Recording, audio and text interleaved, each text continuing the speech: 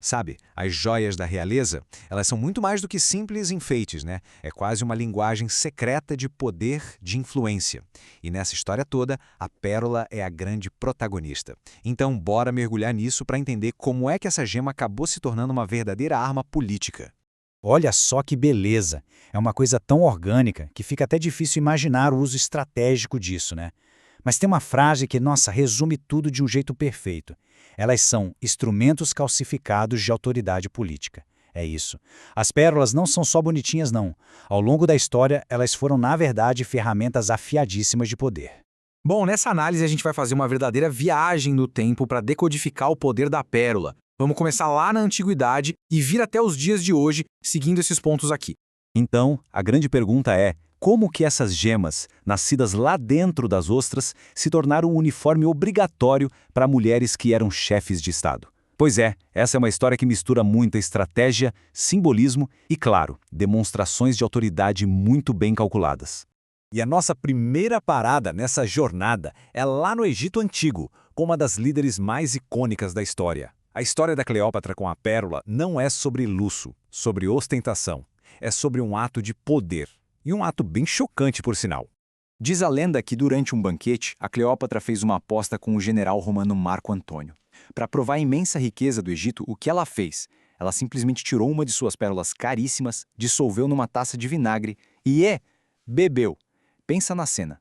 Foi um espetáculo de destruição calculada, não de exibição. Pensa bem, ao destruir algo que os romanos cobiçavam, ela estava mostrando que a riqueza do Egito era tão vasta, mas tão vasta, que eles podiam se dar ao luxo de aniquilá-la. Foi aí que a pérola se tornou uma declaração política deliberada, uma forma de intimidar um império rival. Agora, vamos dar um salto no tempo, direto para a Renascença. E aqui, a estratégia muda d'água para o vinho com a Rainha Elizabeth I da Inglaterra. A gente sai da ideia de destruição para entrar na era do acúmulo. E esse contraste é fascinante. Porque, enquanto a Cleópatra usou uma única pérola num ato de puro desafio, a Elizabeth I usou milhares para projetar estabilidade. A tática mudou de um evento chocante para uma presença constante, sabe? Avassaladora. Nos retratos dela, a Elizabeth I aparece coberta por uma verdadeira crosta de pérolas. Numa época cheia de conflitos religiosos, de incertezas, essa armadura de joias projetava uma imagem de pureza, de poder e de controle sobre as novas e lucrativas rotas comerciais.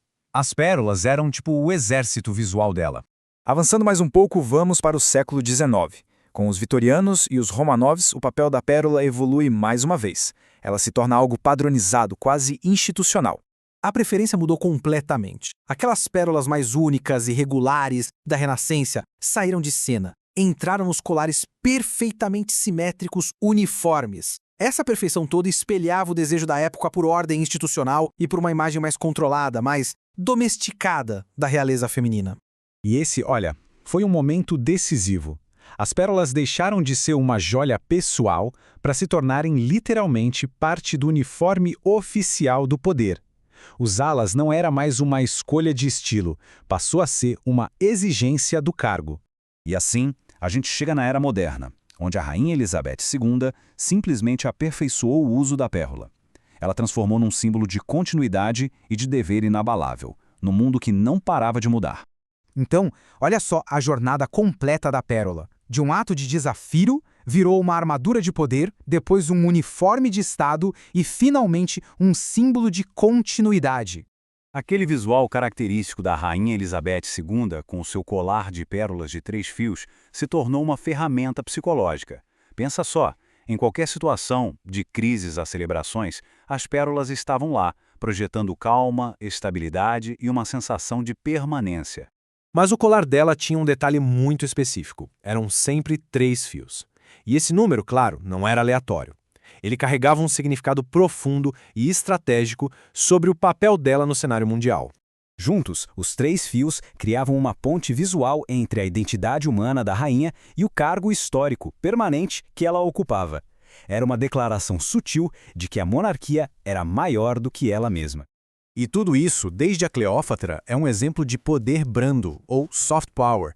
É a arte de influenciar sem usar a força, e as pérolas, ao longo dos séculos, foram um instrumento perfeito para essa forma sutil, mas super eficaz de diplomacia. Olhando para o futuro, ou melhor, para o presente, a pérola continua evoluindo. Na diplomacia moderna, o foco se voltou para a sustentabilidade. Usar pérolas de origem ética se torna uma nova forma de projetar autoridade moral e consciência ambiental. É a nova moeda do poder brando.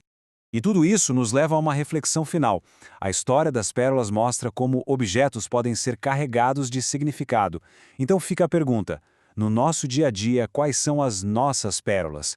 Que objetos usamos, talvez até sem perceber, para comunicar quem somos e o poder que temos?